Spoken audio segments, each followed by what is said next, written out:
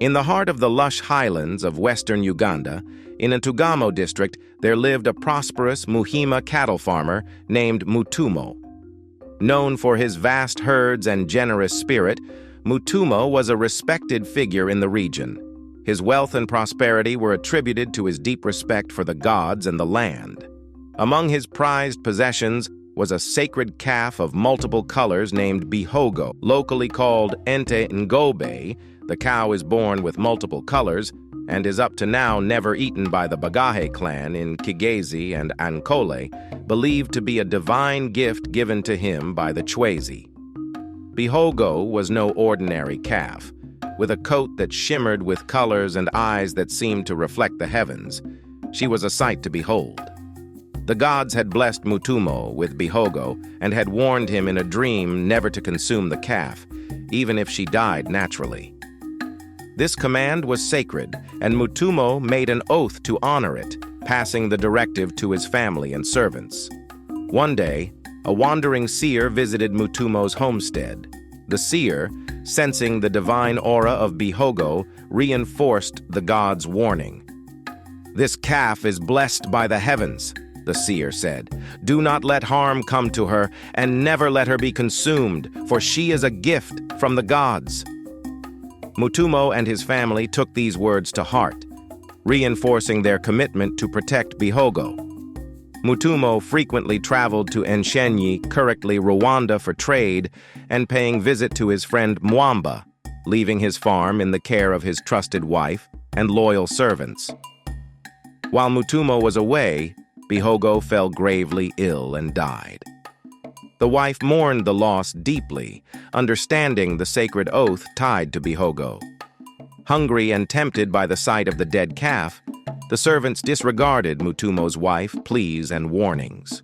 Driven by their hunger and dismissing the god's warning as mere superstition, they decided to cook and feast on Bihogo, leaving only horns, borns, and hooves.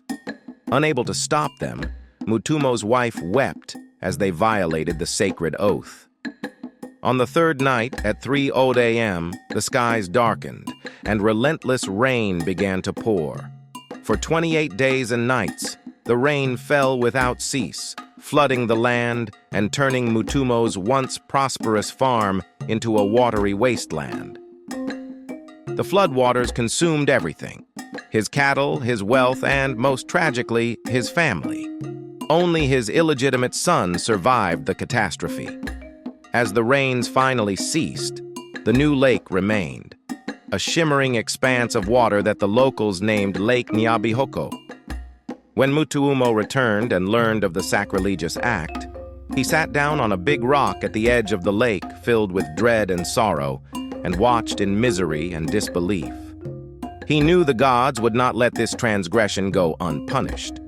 Some days later, Mutuumo and his friend Mwamba held each other's hand, jumped from the rock into the lake, drowned, and died together. This act portrayed a great bond of friendship they shared. The story of Mutuumo, Bihogo, and the formation of Lake Nyabihoko became an enduring legend, passed down through generations.